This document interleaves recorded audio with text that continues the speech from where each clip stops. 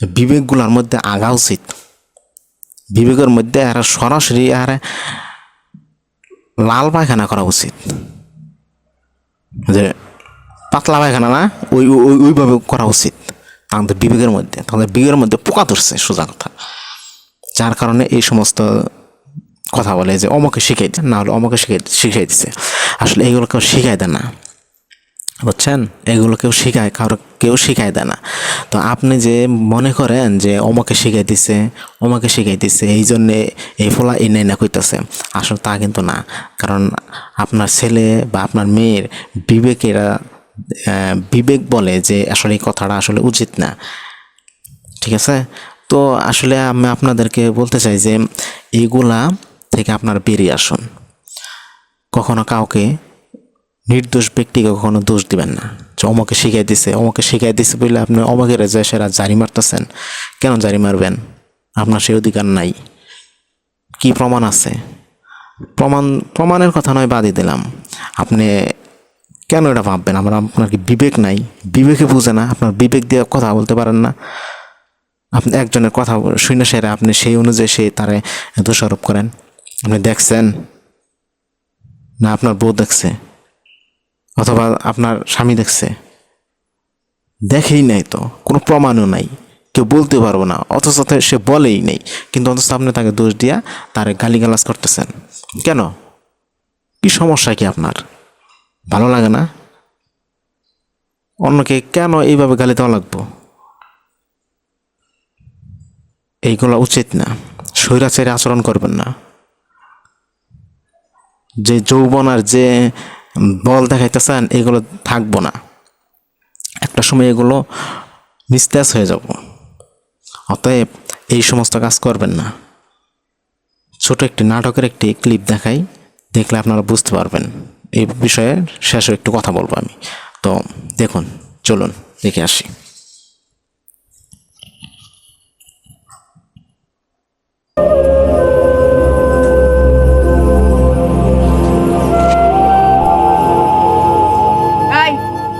ওইদিকে চাই রসুস কে? ভাত উঠে ভাত খেয়ে নে। মা, দাদুরে ভাত দিবা না? তোমার দাদু খাওয়া না খাওয়া লাগে তোমার কি সম্পর্ক নানু ভাই? দাদুরে ভাত না দিলে আর ভালো লাগে না। তোর দাদা দেখেন মা কি কয়। তুই খাবি না? না। এখন চর মারুম, মুখ থেকে সবগুলা দাঁত বাইরে পড়ে যাইব, জিভ এক কোনা দিয়ে বাইরে আইব। দেখেন মা কি কয়। ওরে কেন বকতাছস? ওর তো কোনো দোষ নাই, সব দোষ ওই বুইরা খাটাসের। দেখ দেখ দেখ কেমন করে চাই রইছে। এই তুই তো শ্বশুরের মুখে গোবর দিতে পারস না? গোবর দিবিস বুইরা। নানু, আমার দাদার এনে কোনো বাজে কথা কইবা না। আর মা, দাদারে খাবার না দেওয়ার কারণ কি? তোর দাদায় সকালবেলা বিশাল একখান অপরাধ করছে, ওই অপরাধের শাস্তি হইলো তার এই বেলা না খায়া থাও। শেষ? তোর মায়া শেষ? দাদুরে ভাত না দিলে আর ভালো লাগে না। দেখেন মা কি কয়। শুধু তোর জন্য আজকে আমার মা দাদুরে বদনার পানি দিয়ে মারছে। কি কইলি তুই? তুই আমার মারে কি কইলি? তোর ওই বুইরা মা কি কয়। আমি আবার মারুম। এই তুই কি করস? হায় হায় রে আল্লাহ, হায় হায় রে, কি দোষী মাইয়া রে, আমার মায়ের মাইরেই ফেলাইছে। কি বেয়াদব মাইয়া। হায় মা, ও মা, আমি কি এই মাইয়ারে পেটে ধরছিলাম? হায় হায়, আমার লগে কি করলো এটা? সবে বুইরা শিখাই দিছে, সব সব। এই দেখেন কি বললো, দেখ দেখ দেখ খাটাসে কি বলতেছে। আচ্ছা আপনারাই বলেন, ওই লোকটা কি বুঝাই দিছে? ওই ছোট একটা বাচ্চারে কোনো শিখাই দেওয়া যাব? ওই ছোট বাচ্চার খারাপ লাগছে যে ভাত, বৃদ্ধ মানুষ ক্ষুধা লাগবো, এটা স্বাভাবিক, কিন্তু সে কি ওই তার শিখাই দিছে যে তুমি এই কথা বলো, এইভাবে এইগুলো এটা শিখাই দিছে? এই বেটা, এটা শিখাই দিছে? বেটা, এগুলো শিখাই দেওয়া লাগে? আমার সাথে এই ধরনের অনেক ঘটনা ঘটছে। আমি একটা কিছু বলতে গেলেই, ভালো একটা কথা বলতে গেলেই তখন বলতে তো ওর অমুকে এটা শিখাই দিছে। ওটা শিখাই দেওয়া লাগবে আমারে? মানে নাটকের সাথে অনেকের মানুষের জীবনের সাথে অনেক কিছু মিলা যায়। আমার সাথে অনেক কিছু মিলা যায়। আমার তো মনে চায় যে মানে তার যে বিবেক, তার যে বিবেক আছে, কিছু কিছু বাবা মার ক্ষেত্রে এইগুলা হয়, বিবেকগুলোর মধ্যে আগা উচিত। বিবেকের মধ্যে আর সরাসরি আর লাল পায়খানা করা উচিত,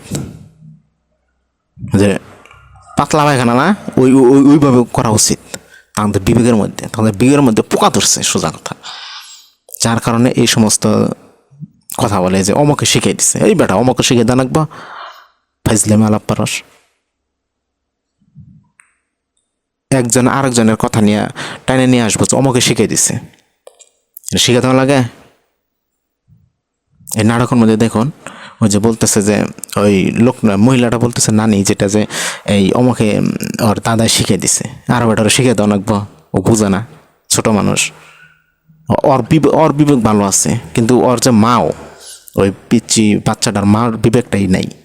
মানে নাটকের মধ্যে এরকম বুঝাই দিছে।